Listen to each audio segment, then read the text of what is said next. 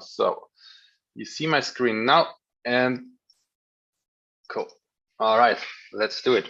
So before we jump into the topic, just 2 words about myself, that you know who's actually talking to me the next 45, 50 minutes, who is that talking to me.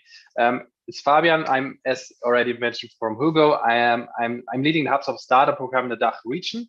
And as in this role, I'm working closely with VCs, accelerators, and other startup organizations such as TQ in order to provide entrepreneurs, startups, consulting, education around the topic go-to-market strategies, marketing strategies, sales strategies, etc.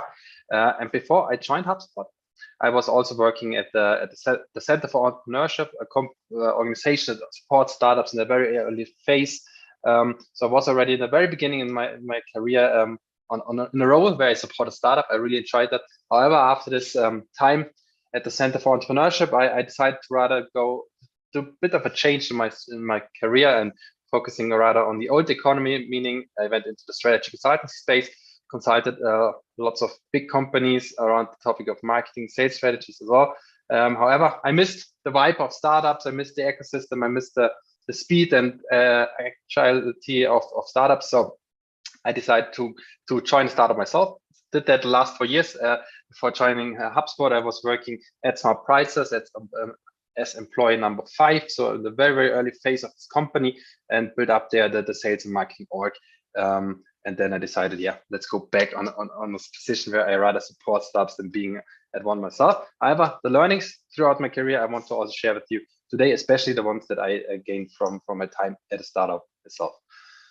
All right, so now enough of my VC. You actually joined the session to learn something about how to turn a website into a lead generation machine. So what topics do we look at in the detail? We will look at the first point at the fundamentals of email marketing. So how can I basically generate or how to set up a strategy, marketing strategy that leads are generated automatically through your assets that are out there. So topic number 2 will be, how can I generate traffic to my website? And as I said at the very beginning already, it's not about just generating traffic. You want to have the right people at the right time on your website. And then in the second part, converting this traffic that you have on your website into leads that you actually can follow up with them, actually nurture them on done. Then as the next step, by nurturing, we always need to also think about automation. That's why we also will cover this part in this session as well. And now, before I want to start this whole session, I would like to start with a question. So feel free to use the chat function of the Zoom video to let me know if you have heard about the term old and new marketing playbook before. Is it something you know? So if not, put a 1 in. If you have heard about it, please put a 1 into the chat, and then I have a good understanding where we stand knowledge-wise. So just feel free to use the chat, and also use the chat whenever you have a question throughout this whole presentation. You are welcome to put it in the chat. We will either attack the questions right away, or we will have at the end, we will have 10-15 minutes at the end parked for this to also have all your questions answered. So feel free to use the chat. I see 2 zeros so far, but we have more people in the chat. So. I think there's I made a mistake in the chat. It's not allowing people to write to the group. Now it should be fine. Sorry about that. Yeah, true. I got direct messages here. Now they're coming in. Very good. All right. So as I can see so far, only zeros, which is very often the case. So don't worry about that. And most of the time, I actually see a lot of zeros. And that's why we definitely make sure that the zeros turn into ones, so that you will know what's meant by the whole topic of new marketing playbook, old marketing playbook. So by doing that, we will start with the old playbook. And what is meant by the old playbook? When I'm talking about the old playbook, or other companies talking about the so-called old playbook, we're talking about the outbound marketing strategies, outbound sales strategies. And as in, outbound, I think most in this call will be very clear about what's meant by outbound. Outbound is sending emails to people you don't know, mass mailings, not customized, not targeted mailings, it's direct mails, newsletters for people that have not signed up, calling them, all this kind of outreach, cold outreach basically. And HubSpot and we in general are a strongly believer that the old playbook, how it was done in the past, is broken. What do we mean about that, or why do we think that's broken? And these KPIs down here, I think that they show it very well. It's that more than 90% of people unsubscribe from marketing emails from a company right away. And I think if you think about yourself, if you get an email, you haven't signed up for it, you somehow ended up in their email records, then you simply just look for where can I unsubscribe. Then also interesting number, I think that shows up that is a bit of a problem. The typical outreach of cold emailing is that 20% of direct mails are never opened, so they go straight to the bin. And almost 50% of people are on so-called do not call lists. And I'm pretty confident that if the other 50% would know that these call lists exist, probably they will be also on this list as well. This is basically just showing you a bit what's the problem with the outbound methodology and why. And this does not mean, and it's a really important part, that is not needed or not that this outbound calls, etc., are not a way to go in for you as a startup. It's still an important piece of your whole go-to-market strategy, but it's certainly something that you need to consider as a whole, and it's one part of the strategy, and it's not working only. That's why it's called broken. And I think this meme shows it also really well. What's the problem with that is that no one really wakes up in the morning, right? And thinks, oh, hopefully get a spammy email that I haven't signed up for, or a call that I didn't ask for. Just think about when you're generating your preparing your next pitch deck, for instance, or next strategy meeting, and someone calls you and wants to sell you something that you have no interest in at all, or you never had anything to do with this company, then it's simply interrupting. And interrupting is the word here that is really crucial, I think, because this is also how Seth Godin puts very well. What's the problem with the old playbook is that the biggest problem is that it fights for people's attention by interrupting them. So interrupting is here the real keyword. If you have signed up for a marketing newsletter, or if you are interested in the product and this the service, and someone calls you about this product and services, then you actually think, oh, nice. I anyway had questions. I would like to know more about it. However, if it's really the whole outbound topic, very simply people sending emails without your sign off and your opt-in, and calling you without that you have anything to do with them, then it's simply interrupting you, and that's really the problem with it. And that's why the whole new playbook is playing such a big role in the whole go-to-market strategies for companies. In the new playbook, we refer to the so-called inbound marketing strategy. And just to make sure that we all are on the same page when we talk about inbound marketing, I'd like to quickly give you a definition of it.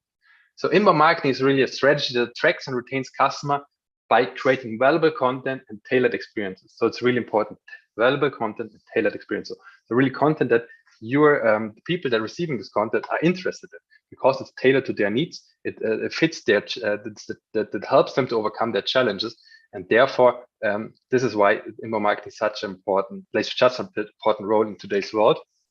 And why is that so?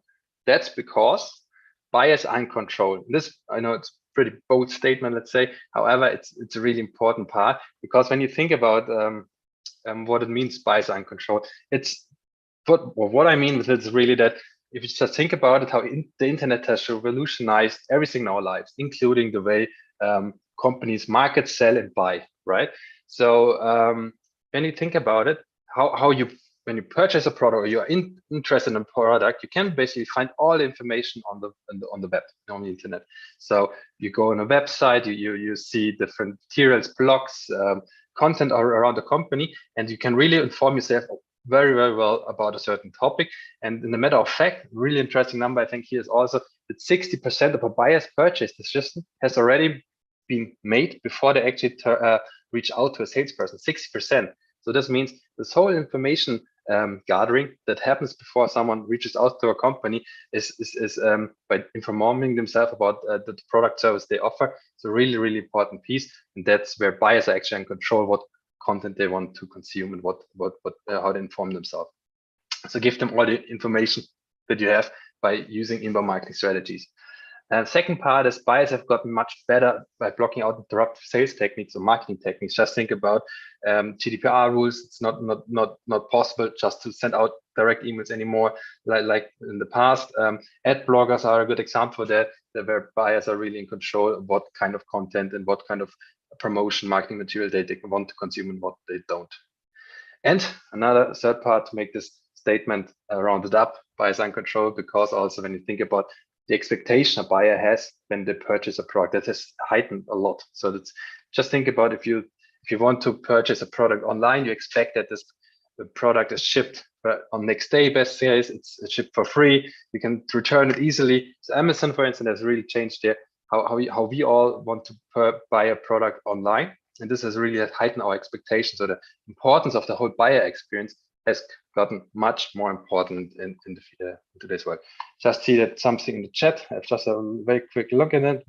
Slides will be shared afterwards, as well as the recording and everything you need, and some additional resources as well. All right, so just to make this whole thing this whole topic a bit more tangible. So let's have a look here. I want to introduce to you Timmy. He's a typical B2B buyer, and the way how Timmy has purchased a product and the process behind it, that was looking like that maybe 20 years ago. So he went to a conference, informed himself about what kind of information or what kind of services, products, etc. are available in the market. What are the things that are really helping me to overcome challenges or increase or grow my business? So they informed themselves on a conference. They meet a lot of interesting people. They decided to have a sales call, or they're answering a sales call of a sales guy. They met them there. They decided to have a meeting with these companies on site, and then he's convinced Timmy that this is a product he wants and needs. So he purchases the product, and Timmy becomes a happy customer. So this is how it would have looked like in the ideal world 20 years ago. So the focus and on this whole process was heavily relying on sales. Sales was really doing the job here in order to get a customer, from attracting them, engaging with them, and making them a happy customer. Marketing played a rather minor role in this whole process.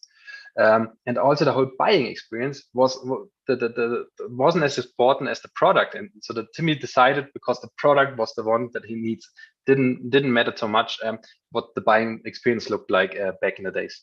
So now have a look how Timmy's purchasing process will look like, or looks like today. It's changed quite dramatically, just as a spoiler, because Timmy's rather sitting on his couch in the evening, go through his LinkedIn, then he finds an interesting post and he thinks, oh, that sounds interesting. He clicks on it and he comes to a blog of a company that where this whole topic that triggered his attention is more described more, and he thinks, oh, yeah, that sounds actually quite interesting. I think I need to take action. This really can help me to move the needle in my to grow my business. So he discusses on the next day with his team what he has learned. The team decides together, let's deep into that a bit more in detail, and Timmy starts to Google it on the next day, get some more resources on the whole topic. So he finds an ebook, he downloads it, and he really informs himself a lot on a certain product, service, and the whole buying purchasing process will look like much more like that. So quite a winding road with lots and lots of different touch points, and these touch points are, as you see, marketing touch points, sales touch points, but also customer service touch points throughout the whole process. And what you can see here, once again, there are a lot of assets and a lot of plays that are part of the inbound marketing strategy before Timmy starts to actually have a call with a person of a company. So the 60% of this whole purchasing process until he purchased the product happens before he reaches out to the sales call. And this is why this whole topic of inbound marketing has, the role of this whole topic has changed quite dramatically in the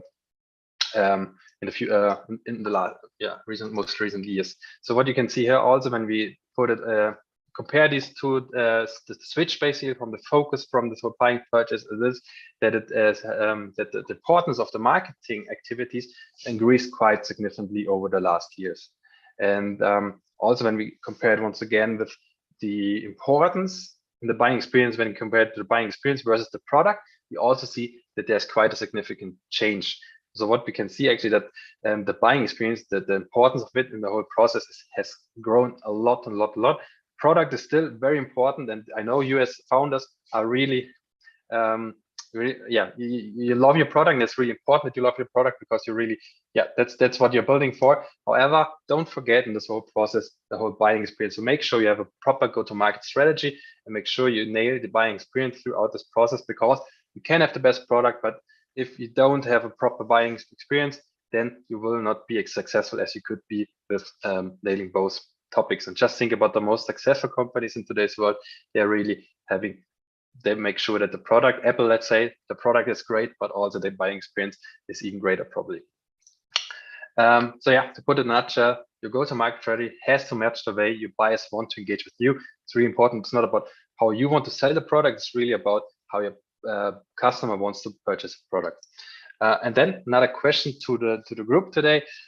Just put a 1, 2, 1, 2, 3, 4, 5 up to 10 in the chat.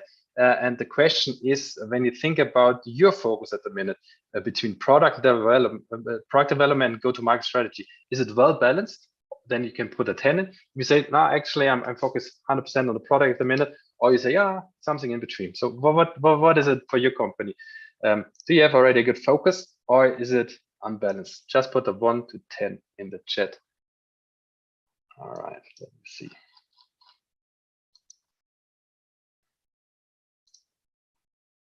Okay.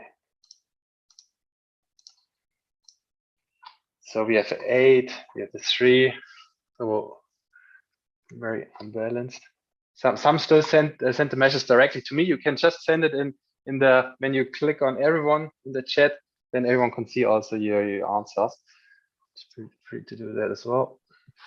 Yeah, it's strange. I have made it possible for everyone to communicate with everyone. So, okay. Yeah. But I can see it anyway, so that's no problem. But I'm also getting direct messages, so I thought those ones you didn't see. Yeah. Okay, now it's working. There are answers coming in. All right, so let's have a look. We have 8, 3, 8, 4. So quite a few say they have a good balance. That's great to hear. Quite often when I have these workshops, I have a lot more unbalanced ones, let's say. So that's good that we have already quite a few 8s, but we have also the 5, 4. That also makes sense. It depends really on the stage of your startup, right? So at the very beginning, you're probably rather focusing, have a strong focus on your product development. But a really important piece, just to take it again, just make sure that that when your product is ready, have a proper go-to-market strategy that is in balance with the product development focus, because the best product doesn't sell for themselves. All right, cool. Thanks for participation here. Now let's have a quick look at just around that whole fundamental part of this presentation up. It's really important when you want to implement a proper inbound marketing strategy to have a good understanding of your buyer persona, because as mentioned before, a buyer persona, inbound marketing strategy is really about creating valuable content that is targeted to your buyer persona. And in order to target something, in order to create content that is really valuable for your buyer persona, you need to have a clear understanding who it is. Who is my buyer persona? And just to make also sure that we are on the same page here, a buyer persona is a semi-fictional representation of your ideal customer. So the perfect fit for your product. And why it's so important to have a deep understanding of a buyer persona, mentioned already. Only then you can do personalized marketing. You only then can create content that really faces the challenges of the ideal customer, and that attracts the right people to your website. And this is also something I said at the very beginning already, but you can do a lot of marketing activities and generate a lot of traffic to your website. However, if this is not the buyer persona that is coming to your website, then you won't be able to turn these traffic into leads and then into customer. So make sure you create the right content and bring them to your website, because they are the right people and you have the right content on your website and the right product that solves their problems. And that's why you need to have a good understanding who they are. And in case you have not clearly defined your buyer persona already, or you might think there could be a refresher and optimizing your buyer persona could be needed, then have a look now. It's really important that have a good overview about your demographics and psychographics of your buyer persona. And I think here are a few examples. I have a clear understanding about what's the age, gender, employment status, income, family life, etc. of your buyer persona. It's really helpful to create this persona and derive therefore your activities. But even more important is that you have also a clear understanding what's the buying behavior of your buyer persona. What are the psychographic data that you want to collect? So think about your buyer persona or your ideal customer, about what is the priorities they have. what is the motivation they have, what motivates them to come to work every day, what are the goals they want to achieve, but also what are the goals they need to achieve from their employment, and what are the challenges, what are the pain points they're facing in the day-to-day. And if you find the solution, if you face this topic that overcomes that challenge in your marketing assets with your product, then you certainly will be successful also by a go-to-market strategy. And to make that also a bit more tangible, I have an example for you here. And here that's the buyer persona of Hubspot. Hubspot started 15 years ago as a marketing suite or marketing app. We grow into a marketing suite, then we did a bit of a switch, and now are a whole CRM platform with products around sales, marketing, but also service operations. So we have many different customer personas at the minute. So we grow into 6 or 7 customer personas, even though we had at the very beginning 1. It's also a question that I hear a lot from startups in these workshops, how many are ideal, and that really depends. But I can only recommend, depends on your product and the industry you're active in, but I can only recommend to start on a smaller number to have a clear understanding, broader understanding on who is your buyer persona. And then as your product and your service and maybe also your industry's changes or you can also add buyer personas. Now coming back to Growth Gary is one of our startup personas. So you would, best case scenario, you see yourself a bit in this buyer persona here, because we, based on our research about our experiences that we created this buyer persona for our startups. And what you can see here, it's not only demographic data, but also a lot of content around, for instance, what's the experience of our Growth Gary. So what's the experience he has with technology, because this helps a lot to know how we should what topics we should address to Gary when we marketing to him, or when our salesperson talks to Gary, that he knows exactly, has a good understanding what is the kind of how Gary is responding to. And we, for instance, know about our startup persona is quite tech savvy, so that they have already worked with technology like CRMs in most cases. So that it's rather about focus on the pain points they have when it comes to CRMs or marketing tools, than explaining them what's a CRM and why they should need it.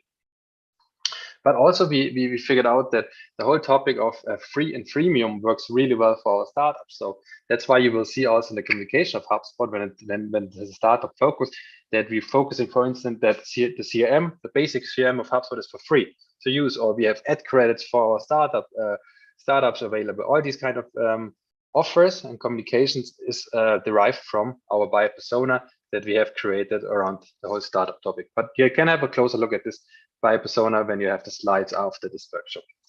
Here, just a tip, HubSpot created a so-called Make My Persona tool. I think it's a really cool tool to generate your own buyer persona for your company. So even if you have already generated one yourself, maybe it makes sense to also use the tool once again and create a new one, or the same one in best case, and it comes out the same results. But it's also really, it makes fun to use it. So that's why I can also recommend to you to just give it maybe even to your team as a homework, just to make to ask them, hey, please generate our ideal customer. What's the ideal customer look like for you? So make sure, and also what this will be really interesting. In many cases, we see that people from different departments, from marketing, from sales, from service, from tech, they see the ideal customer persona differently. And this is, of course, a problem that you should solve. So make sure you have a clear understanding. Your whole team, your whole company has a clear understanding who is the ideal customer you want to solve for and the one you want to sell into. I just saw that there was a hand raised, but it's not there anymore. In case the question has been answered, let me know. Otherwise, just put the question in the chat and we face it at the end of the session. All right, cool. Then now we are done with the whole foundational part of this workshop. I hope you have now a clear understanding what inbound marketing is all about. You have an understanding about why it's important and what has changed throughout the last decade when it comes to how to go to market. Now we will talk about the whole topic of how you can generate more traffic to your website and the right traffic to your website. But giving you the opportunity once again to if you have any questions on the topics we discussed so far, just feel free to put in the chat. Happy to pause here for a few seconds to answer them. Otherwise, we will jump into the topic of how to generate traffic to your website.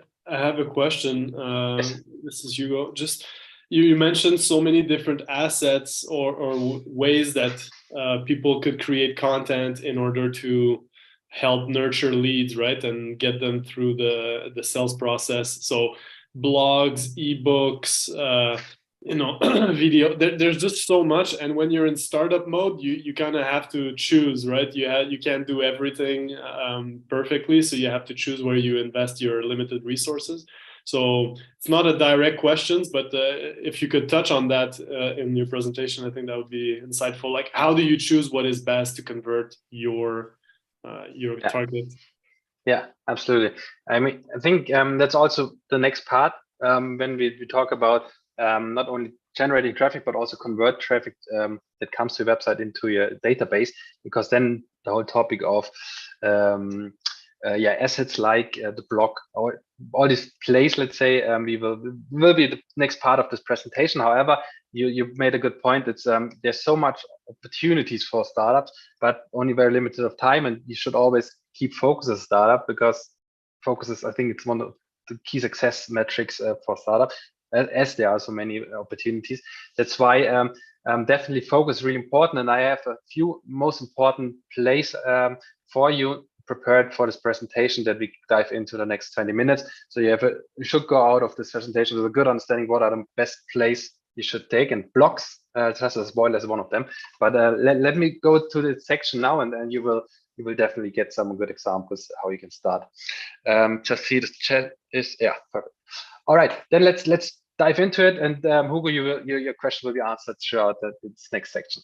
So one important part of how to generate more traffic to your website is the whole topic of search engine optimization. I think you have all heard about it, and there you could do a whole session about it, or even a couple of sessions on the whole topic of SEO.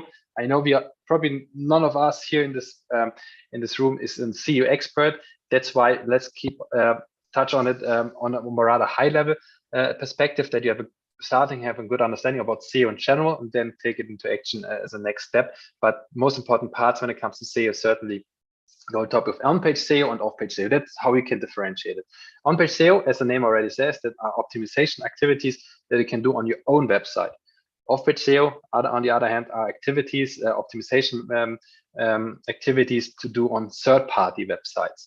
And we will touch on both now. Just to kick it off, on-page SEO, what's all about? It's how can you optimize your website that you get better found on search engines such as Google. I think that the whole topic of so-called keyword, or the keywords, so the words that people are putting in search engine, if you find the right words that the most people searching for, and you have them all on your website, then this will help you to get found. Yes, that's true, but it's not just keywords. It was maybe 10 years ago when Google and the search engines weren't as on the level they are today. But in today's world, Google is not only searching the whole web for the best keywords, they also have a good understanding of the content on your website. So they also try to understand not only the words, but actually the context of the website to rate you if your website has relevant content, if a certain person search for stuff. So that's why the whole topic of so-called topic clusters became in the last years very important. And this is also something I'd like to dive in a bit more in detail. So keywords are important, but the whole topic of building the right interesting topic clusters is even more important in today's on-page SEO. And what is meant by so-called topic clusters? It's basically, you create a content cluster. So you own a certain topic on your website that you want to own because that is relevant for your buyer persona. And this how you do it is creating this one pillar content, and around this pillar content you create so-called cluster contents, and they all link back to your pillar content. So this way you create this cluster of content pieces that all are related to this one pillar content, and this is really the one that is driving you in the search engine optimization to the first page and the top of the page. And to make this a bit more tangible, is an example of Hubspot. Our Hubspot startup topic cluster that we own, that we want to own, is that when you as a startup or entrepreneur search topic around entrepreneurship, we want that you land on Hubspot Startups website. So we want really that when you look for what is the right tech stack for a startup that you land on our website. You want that when you want you for inform about how to start a business. So really general topics that we are always rated from Google on top, that we are always showing up. This is how we're doing it. We created this pillar content on the entrepreneurship and then link back to this entrepreneurship content piece. A lot of different smaller content pieces that are all related to each other. And this way we created this on-page topic cluster to get a better rating on Google. Then if we have another look on the so-called off-page SEO, so how can I optimize my search engine optimization on third parties? And this, you think probably, oh, this could be really tough and difficult. And that's true. It's of course not an easy task to optimize or to make other companies, other websites voting for you. And this voting, how this works is basically companies link to your website. This is really to have a lot of companies and content pieces linking to your website, shows the search engine, are they voting for your website? They say basically, have a look on your website. It's really interesting content, really interesting parts on the website. And this is how they basically rate you. They rate you on part of backlinks. So one really important part is on your search engine is creating backlinks. So as many as possible. What we can see most starting doing when they think about SEO is creating lots of content, a lot of keywords and a lot of topic clusters. However, not really focusing on the whole topic of backlinks. But as I mentioned now, backlinks are the votes for your website from third parties. This is the way how you get authority when it comes to search engine optimization. That's why it's really important to get these backlinks in.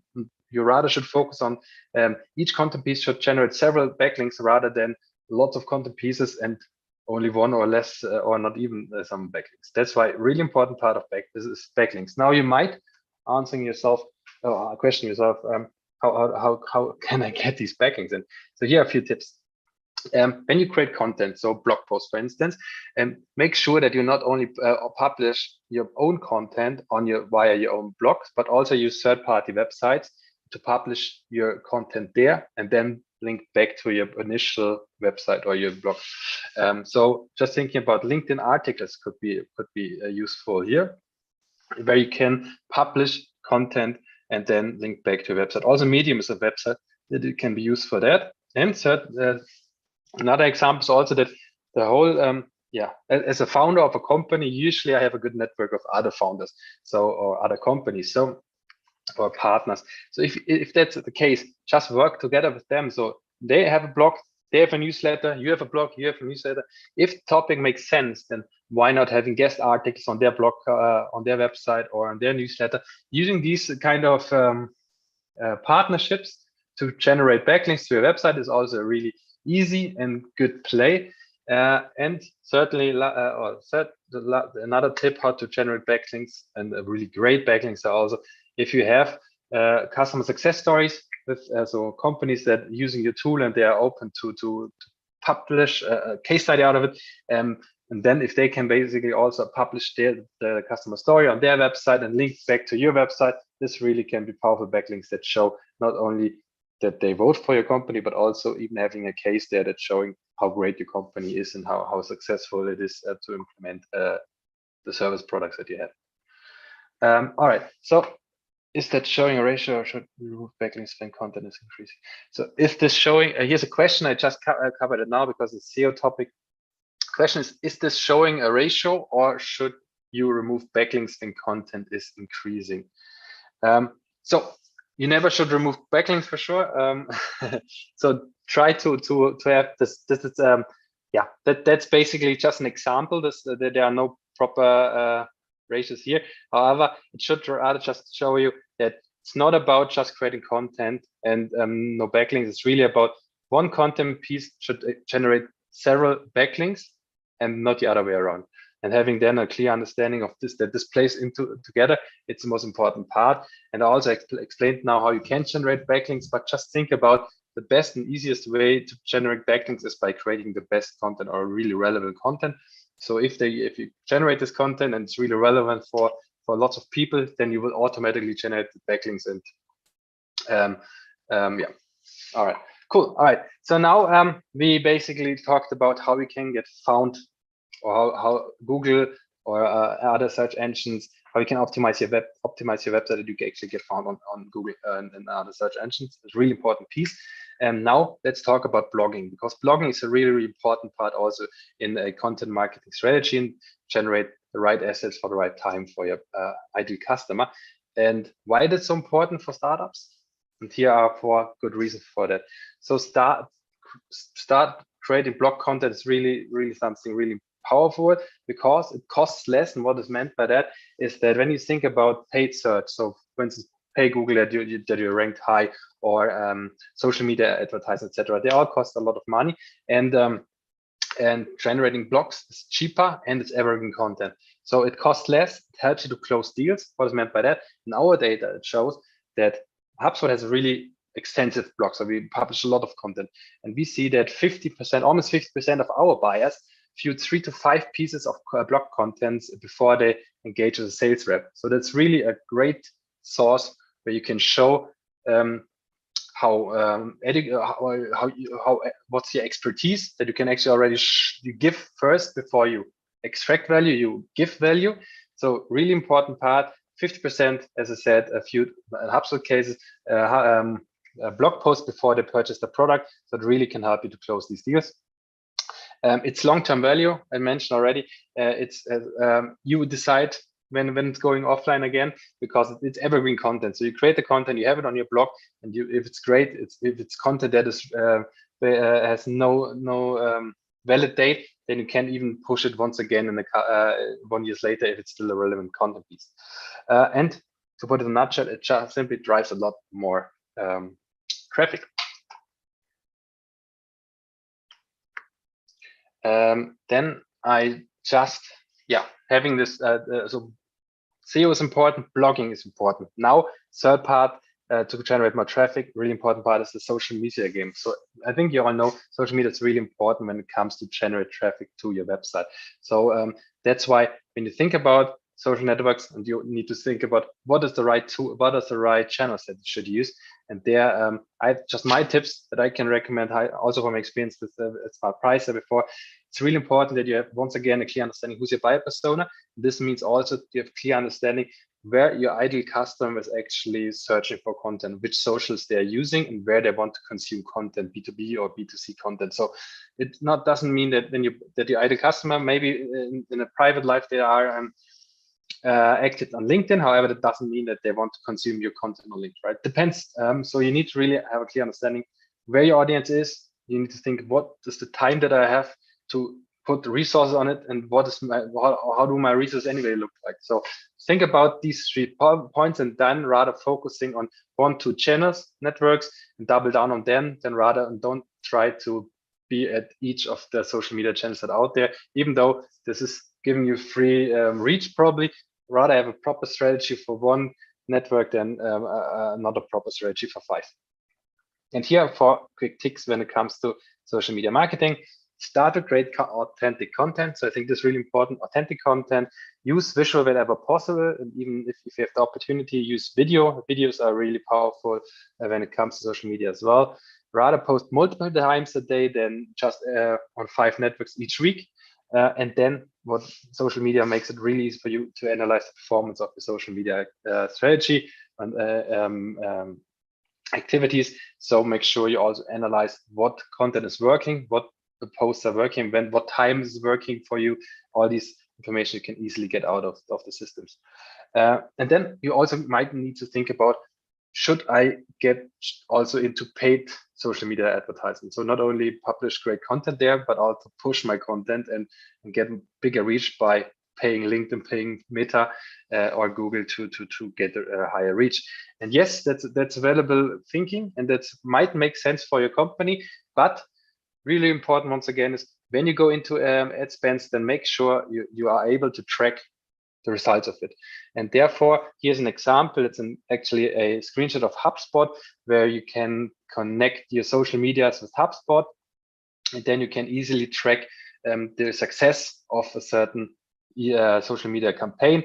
So here in this example, when you have connected your CRM with your social media, we are able to not only track the impressions, of course, but also the clicks, and then how many of these clicks turned into contacts of in CRM, and how many of these contacts generated through this campaign actually turn into customer. And this way, you can easily calculate down how much did I spend at the beginning to get this 15,000 impressions, and how much euro did I get back from it. So what's the return on investment? You can easily track if you have your social media and your CRM connected with each other. And if the results look like that at the end, go for it. I think that is really well spent money.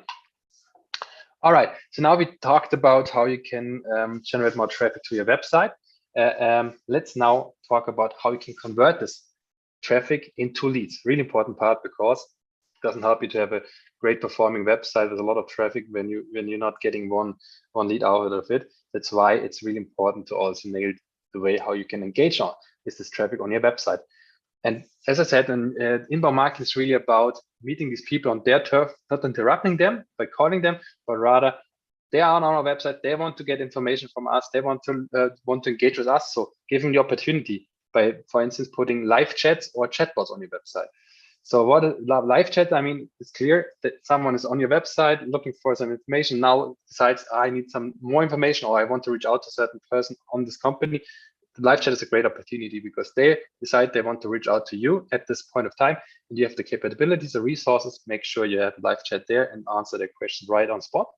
If not, or if you want to, there's also, of course, chat bots that help you to get first answers to your website visitors, and also a chatbot can convert someone traffic into a lead, right? So by, for instance, showing them book a meeting with you can go the flow down in the chatbot, even say, hey, book a meeting at the end of the chat with my person XYZ, and this way you actually generate a lead out of it. And just a tip here, Hubspot using live chats and chatbots also a lot ourselves. And we have, for instance, on some parts of our website, we have chatbots. On some parts, we have live chats integrated. So just as an example, Hubspot uses live chats on our pricing page, because we know already these people that they are informed of our company. They're already at the stage of their buyer's journey that they want to see how much does Hubspot cost. So they know what we do, they know what we're offering. So now they actually compare price probably. And there we want to have live interaction with them to make sure they get what they need in this crucial part of the buying journey. That's why we have live chats on the buyer pricing page. On more generic pages, we have chatbot live. This is a way how we can engage with people on your website. Another opportunity to generate leads from your website is what we call so-called lead magnets. And here's important, a golden rule. The golden rule is, when it comes to lead magnets, that you add value before you extract value. So give them content, give them information, educate them as possible by adding value to them. However, in order to get this value, the website visitor should also give you the contact details. So that's the extract value piece, in order to turn them into a contact in your database. So what kind of add value examples? I have a few of them, but here's just an example of them. I think it's also very common. Make sure that you have use cases on your website that where you can demonstrate how your product, your service has helped certain companies. Make sure there are results on it, and these use cases can easily be gated. So you have an overview about quick overview what are the results from Loom using HubSpot, for instance. However, if I'm if I want to learn more about this use case, I can sign up for and download it by giving my so I click on a form, put my email in, and I will get sent the whole Loom story to me. But also, of course, some other resources such as white papers or kits. All these kind of content pieces can really help you to generate not only traffic to your website, but also turning them into contacts and turning them into leads, so they actually turn up in your CRM database afterwards. And here are a few more examples that you can use as lead magnets. These are ebooks, white papers, infographics, case studies as mentioned, templates, webinars. So there's a lot of opportunities that you can add on your website. And as Hugo said, as a startup, you need to focus, and that's absolutely right. So of course, you can't have this whole marketing asset parts on your website and generate right away. So make sure, think about where can I demonstrate bring the most where can I bring the most value to my customers and leads, and where can I demonstrate the best how my expertise in these content pieces, and then double down on that and use these kind of lead magnets that work for your company best, and make sure that you're not have these content pieces ungated. Use so-called tools to convert these leads by using landing pages, pop-up forms, general forms, and call to action where you can. And then we will, now I just see there are a few more questions. I will cover them in 5 minutes when we are through. Then we have, then we just put them there. Then make sure that we go through all the pieces here first. So now we have generated more people to our website, right? Second part was we converted them into leads. And now it's the question, what do I do with these leads? And here, the whole nurturing process and the whole topic of automation has a key role. So how can I nurture these leads that come through this channel? By, for instance, doing, or most important part here is email marketing. Email marketing is not that, just the one, just mass mailings that are not personalized and not targeted to the recipient. Is that's a problem, but email marketing in general is certainly not that, and even does not measure very well. I think that email marketing is a key play when it comes to nurturing leads. So just 3 quick tips when it comes to email marketing. It's really important that you're not just sending mass mailings, as I said. It's really important that you send the right message to the right person at the right time. And how do you know about this? By collecting the data that they generate by going through your website, clicking on your socials, downloading marketing assets that is on your website. Then make sure your email marketing again, it's always the same, analyze and optimize. There are the tools out there that help you with that by comparing opening rates, click rates, delivery, A/B testing. There's very easily to optimize, and always make sure you're not only sending content, but always have a look how they are performing and how I can optimize my next campaign. And critical is personalize where possible, but scale with automation. So of course you can't send emails manually when you have a proper engine in place. That's why automation is really a key part. However, it still needs to be personal, a good feeling of personalization within these nurturing leads emails. And here's an example how such a personalization at scale can work out. So let's just take an example. What I had at the beginning is that someone saw on your social media or on LinkedIn a great post about search engine optimization. He clicks on it, he comes to a blog article, he thinks, oh, that sounds really interesting. And in this blog article, it shows also that it's possible to download SEO templates. So the person clicks on the template, he's on a website. It's gated content, so he needs to put in his email and in order to get the SEO templates. And then what happens? The lead nurturing flow style. So this person gets an email from Kip, our CMO, so it feels personalized. Here's the best case you have here. Hi, Hugo. Here, thanks for signing up for the on-page SEO. Click here to open up to download basically the SEO templates. Then Hugo clicks on it, read through it. We see that of course in the backend that he actually opened it up. So we see that he is working with his content pieces. That's why a second email is triggered a couple of days later saying, hey, Hugo, we see you're interested in our SEO content. Might be now the right time to also think about your social media strategy. Here's a social media marketing kit that might be interesting for you. He clicks on that as well. So it works really well. So we nurture him, and he really thinks, nice, Hubspot sends me again great content that is relevant for me.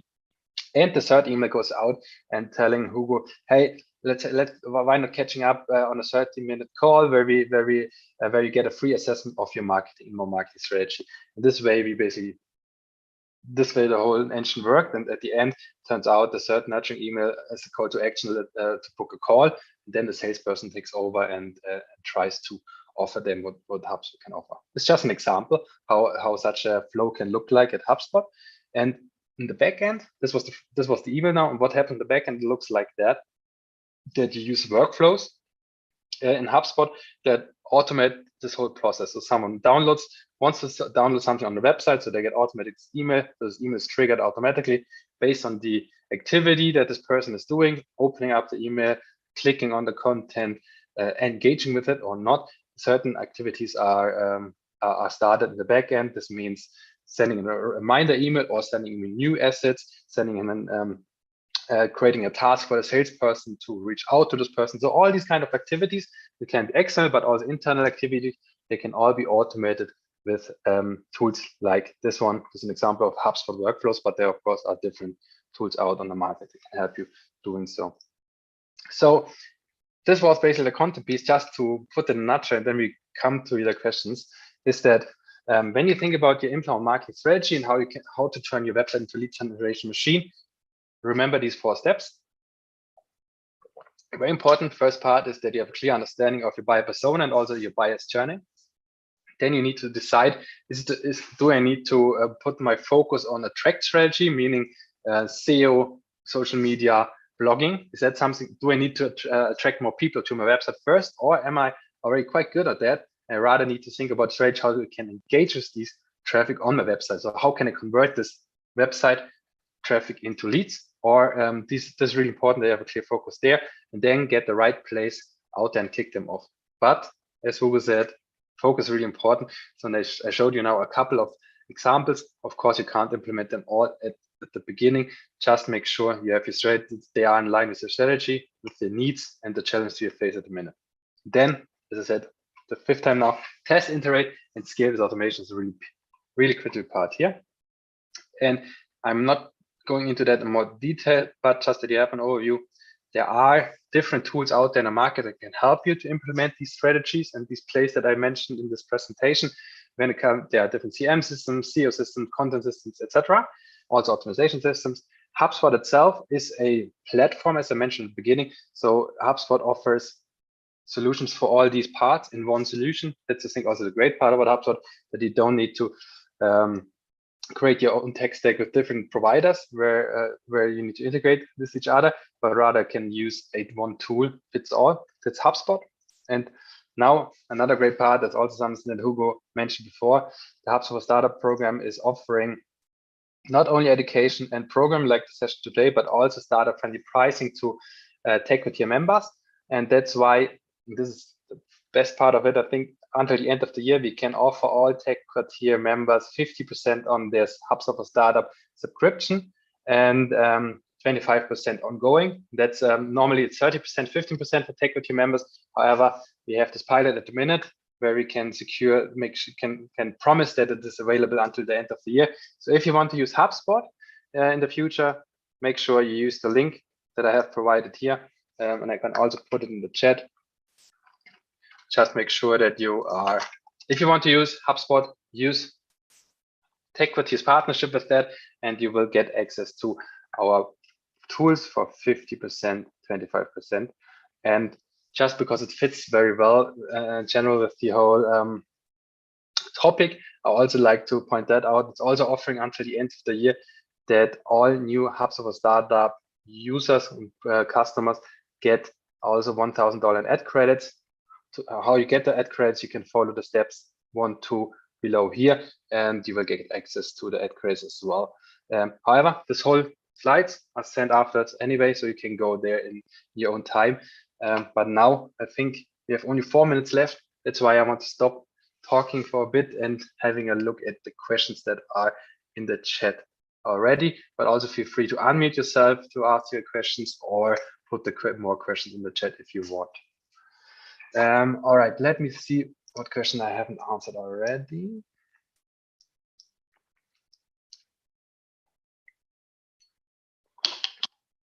So from Simone or Simon, is it more about expertise or better news? So lots of news. LinkedIn with LinkedIn. Since the question was, I think, related to one of the slides before, can you feel free to unmute yourself to ask the question once again? A bit more context, I'm happy to answer it if you are still in the call, yeah, or just put it in the chat since I'm not 100% sure what you mean. And then Winfried, what is the balance between the length of a blog and the time spent on reading a blog? The problem being short attention span people have. Good question, Winfried, and that's definitely something you need to consider. So I think blog posts, so that you have this different assets, right? The blog is the first trigger point. You want to get the people from your social or to your blog, inform them rather in a nutshell. I would recommend on a certain topic, and then having another follow-up assets linked in the blog that has the extensive know-how on a certain topic. So what I mean that having a certain topic, 7 quick tips on how to nail your SEO strategy, for instance, you can have that as a blog, not having it too long, because of the reason what you just mentioned. But if people are triggered and want to learn more, that you also put in this blog post already, also, for instance, the ultimate SEO kit, where people, if they are still very interested learning more about SEO, then they can download this white paper, and then they can read their maybe 5 pages long white paper because they're really into the topic. But definitely, I think I would rather recommend a blog post being not too long, but to put this in a nutshell, the content that you want to deliver.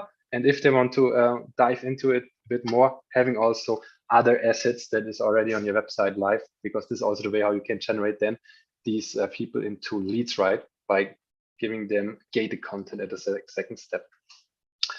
Now coming back to Simone's, yeah, Winfried, I hope that answers your question. If not, just let me know. And then I have another question. Can you give please an example to set keywords and content builder? Thank you.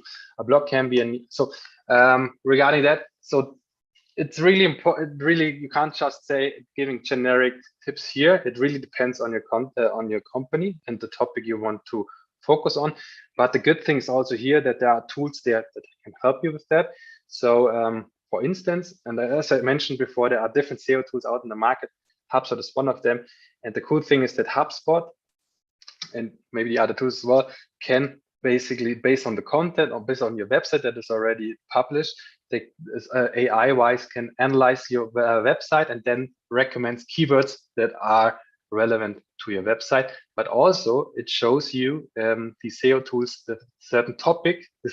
They give you ideas about topic classes to generate on your website based on search. How people search content. So there are the tools out there that help you to, on the one hand, find the right keywords, but also find the right topics to build a cluster around that. And these tools are the ones that you should consider when you want to set up a proper SEO strategy, because just without context about your company, I can't give you straight answers to that. Second question, a blog can be a new part on the homepage and link it to LinkedIn or the other way around. Exactly. So you basically have your website, and then you can add there a blog to your website. That's either you can use third-party blogs for this. So your website does not need to be the blog does not need to be part of your website, but you can, of course. And then you create the content on your blog, and then using the link from that to publish it via LinkedIn. So you have the content is living at your blog, and you use LinkedIn to communicate, promote your blog content. Another question here from Christoph. What about Google Ads? I have seen the ads of HubSpot and there are just demo links on the landing page. That is interesting. So Google Ads, I think I have seen the ads. Yeah. You need to think about when you want to, what do you want just have people coming to your website? So you want to advertise on Google your general website, or you want to have them coming to a certain part of your website. And as you can see here, as you say, HubSpot is just links to demo. It's really showing that we want to convert. We not just want generic traffic.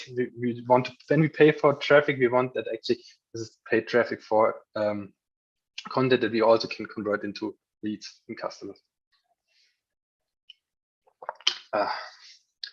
All right, I think, we have just one more minute. I think if you have any other questions. Yeah, I think here, York, one HubSpot colleague from I just put their interesting content in there as well. Thank you for that.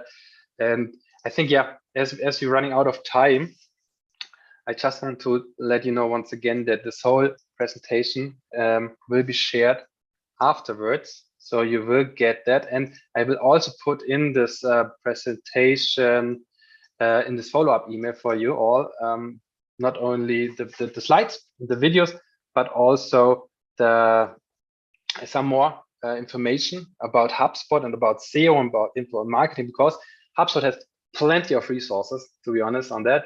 That's probably one of the stronger parts of HubSpot is that we have lots and lots of content, and I'm happy to guide you in this follow-up email to some certain parts. SEO is an important piece, so I will definitely share all this content with you afterwards, so you can educate yourself on that as well. Awesome. Thanks a lot, Fabian, from our side as well at TQ. We covered a lot of ground, and you managed to perform even though your beloved Germany lost. So thanks for being a trooper. And I forgot about it already. You brought you forgot, yeah. Sorry to bring not it back. anymore. So thanks everyone for taking part, and stay tuned for more interesting content. And wish you all a great evening. Thank you, Hugo.